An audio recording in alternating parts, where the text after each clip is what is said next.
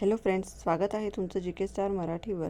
सामान्य ज्ञानाचे महत्त्वाचे असे वन लायनर प्रश्न आपण आज बघणार आहोत. सर्व स्पर्धा परीक्षांच्या दृष्टीने महत्त्वाचे असे प्रश्न आपण इथे घेतलेले आहेत, म्हणून व्हिडिओ महत्त्वपूर्ण असणार आहे. शेवटपर्यंत नक्की बघा. तुम्हाला माहिती असतील तर तुम्ही याची उत्तरंही देऊ शकता. चला तर मग सुरू करूया. आजचा आपला पहिला प्रश्न आहे, भारताला एकूण किती किलोमीटर लांबीचा समुद्रकिनारा लाभलेला आहे? तर या प्रश्नाचं करेक्ट उत्तर आहे 7,517 किलोमीटरचा किनारा हा भारताला लाभलेला आहे. दुसरा प्रश्न आहे, भारतातील सर्वात उंच शिखर कोणते? कांचनजंगा हे भारतातील सर्वात उंच शिखर आहे. कोणते आहे? कांचनजंगा. समुद्रसपाटीपासून याची उंची 8,586 मीटर आहे. तिसरा प्रश्न आहे, स्थानिक स्वराज्य संस्थांना पंचायत राज हे नाव कोणी दिले? तर हे नाव पंडित नेहरू यांनी दिले. स्थानिक स्वराज्य संस्थांना पंचायत हे नाव कोणी दिले? पंडित नेहरू यांनी दिले. चौथा प्रश्न आहे, बलवंतराय मेहता समितीच्या शिफारसीवरून राजस्थानमध्ये सर्वप्रथम कोणत्या साली पंचायत राज्यव्यवस्था सुरू झाली? राजस्थानमध्ये सर्वप्रथम पंचायत राज्यव्यवस्था ही 2 ऑक्टोबर 1959ला सुरू करण्यात आली.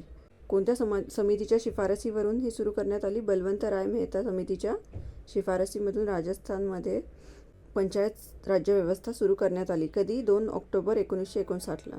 पाचवा प्रश्न आहे, भारतात येणारे पहिले युरोपियन कोण होते? तर पोर्तुगीज हे भारतात येणारे पहिले युरोपियन होते. तर वास्को द गामा हा पहिला युरोपियन होता जो 1498मध्ये आफ्रिकेच्या केप ऑफ गुड होप मार्गे समुद्रामार्गे भारतात पोहोचला होता. पहिले युरोपियन कोण होते भारतात येणारे? पोर्तुगीज.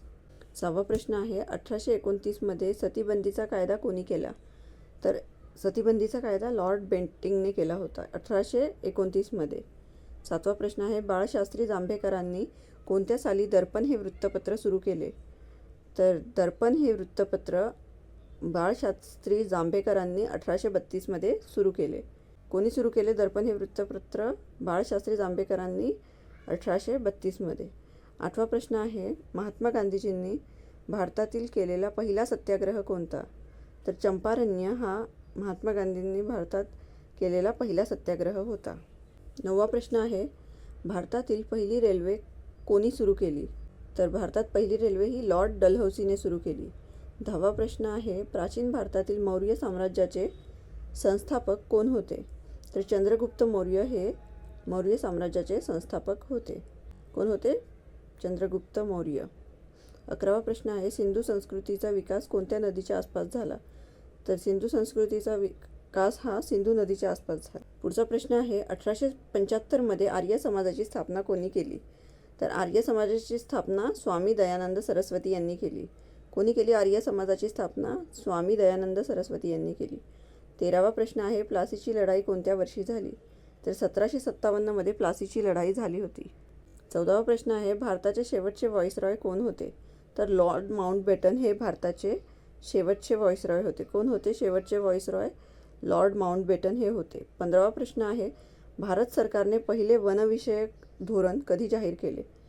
तर 1952मध्ये भारताने पहिले वनविषयक धोरण जाहीर केले. कधी केले? 1952मध्ये. 16 नंबरचा प्रश्न आहे, जगाच्या एकूण क्षेत्रफळापैकी भारताने किती टक्के क्षेत्र व्यापलेले आहे? तर जगाच्या एकूण क्षेत्रफळापैकी भारताने 2.42% क्षेत्र हे व्यापलेले आहे. 17वा प्रश्न आहे, देशामध्ये लोकसंख्येच्या बाबतीत महाराष्ट्राचा कितवा क्रमांक लागतो? तर पूर्ण भारत देशामध्ये लोकसंख्येच्या दृष्टीने महाराष्ट्राचा 2रा क्रमांक लागतो. 18वा प्रश्न आहे, 1857च्या बंडाचे नेतृत्व कोणी केले? ज्याला स्वातंत्र्याचे पहिले युद्ध देखील म्हटले जाते. तर 1857च्या बंडाचे नेतृत्व मंगल पांडे यांनी केले. तर देशामध्ये लोकसंख्येच्या बाबतीत महाराष्ट्राचा 2रा लागतो, तर पहिला क्रमांक कोणाचा लागतो हे कमेंटमध्ये तुम्ही सांगा. 19वा प्रश्न आहे, भारताकडे जाणारा सागरी मार्ग कोणी शोधला? तर हा मार्ग वास्को द गामा यांनी शोधला. भारताकडे जाणारा सागरी मार्ग सर्वात आधी कोणी शोधला? वास्को द गामा यांनी शोधला. 20वा प्रश्न आहे, दिल्लीतील लाल किल्ला कोणी बांधला? तर शहाजहानने दिल्लीतील लाल किल्ला बांधला. 21वा प्रश्न आहे, 1857च्या उठावाची सुरुवात भारतातील कोणत्या शहरातून झाली? तर 1857च्या उठावाची सुरुवात ही मेरठ या शहरातून झाली. 22 नंबरचा प्रश्न आहे, प्लासीची लढाई कधी झाली? 23 जून 1757ला प्लासीची लढाई झाली. 23 नंबरचा प्रश्न आहे, भारताचे आद्य क्रांतिकारक कोणास म्हटले जाते? तर वासुदेव बळवंत फडके यांना भारताचे आद्य क्रांतिकारक म्हटले जाते. कोणाला म्हटले जाते आद्य क्रांतिकारक? वासुदेव बळवंत फडके यांना म्हटले जाते. 24 नंबरचा प्रश्न आहे, भारतीय स्थानिक स्वराज्य संस्थेचा जनक कोणास म्हणतात? तर लॉर्ड रिपनला भारतीय स्थानिक स्वराज्य संस्थेचा जनक म्हणतात. कोणाला म्हणतात? लॉर्ड रिपनला म्हणतात.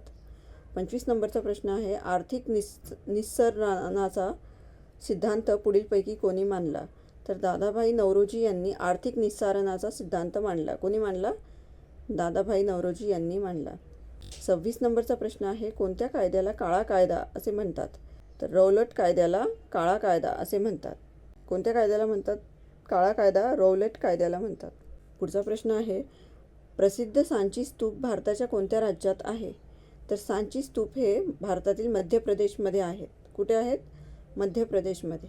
28 नंबरचा प्रश्न आहे, ऑलिम्पिक पदक जिंकणारी पहिली भारतीय महिला कोण होती? तर कर्नम मल्लेश्वरी या ऑलिम्पिक पदक जिंकणारे भारतातील पहिली महिला होत्या.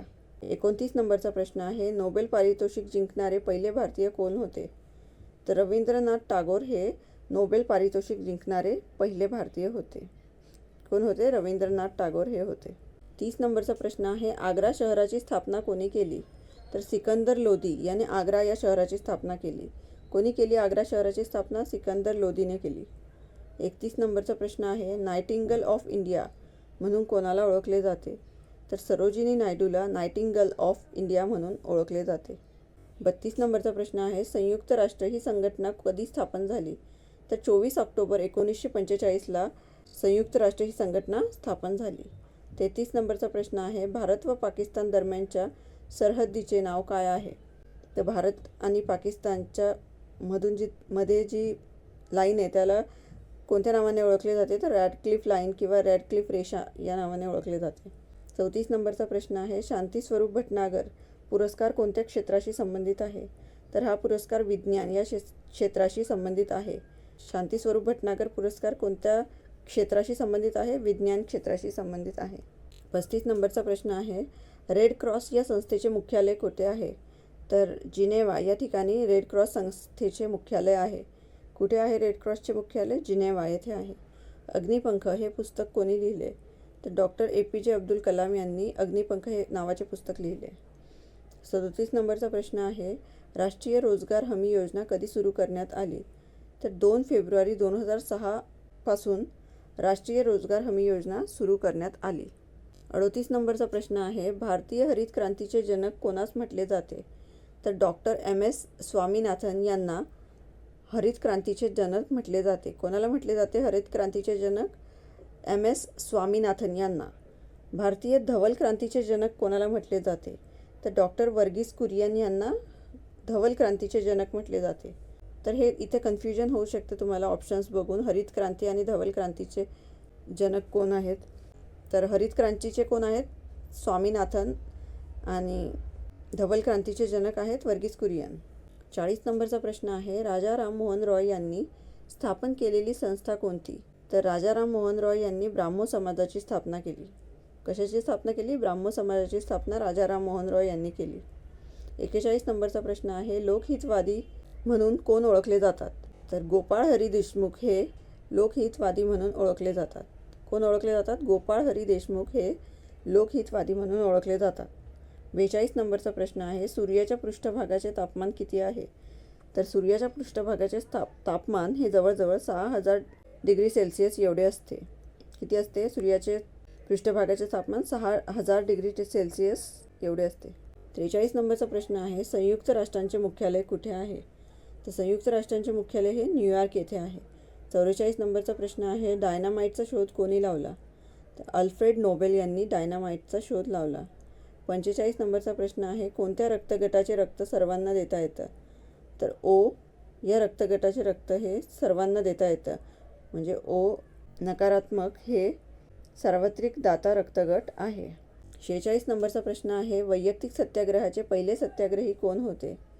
तर आचार्य विनोबा भावे हे वैयक्तिक सत्याग्रहाचे पहिले सत्याग्रही होते. 47 नंबरचा प्रश्न आहे, भावार्थ दीपिका ग्रंथ कोणी लिहिला? तर संत ज्ञानेश्वर यांनी भावार्थ दीपिका हा ग्रंथ लिहिला. कोणी लिहिला? भावार्थ दीपिका हा ग्रंथ संत ज्ञानेश्वर यांनी लिहिला. 48 नंबरचा प्रश्न आहे, सत्यशोधक समाजाची स्थापना कोणी केली?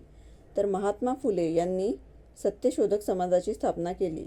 कोणी केली सत्यशोधक समाजाची स्थापना? महात्मा फुले यांनी केली. कृष्णा व कोयना नद्यांच्या संगमावर वसलेले शहर कोणते? तर कृष्णा आणि कोयना नद्यांच्या संगमावर कोणते शहर वसलेले आहे? कराड हे शहर वसलेले आहे. 50वा आणि शेवटचा प्रश्न आहे आजचा आपला, भरतपूर पक्षी उद्यान कोणत्या राज्यात आहे? तर राजस्थान राज्यात भरतपूर पक्षी उद्यान आहे. तर आज या व्हिडिओमध्ये आपण जीकेचे 50 वन लायनर प्रश्न बघितले. पुढे तुम्हाला कोणत्या विषयावर वन लायनर किंवा MCQ बघायला आवडतील ते कमेंटमध्ये नक्की सांगा आणि व्हिडिओ शेवटपर्यंत बघितल्याबद्दल खूप खूप धन्यवाद.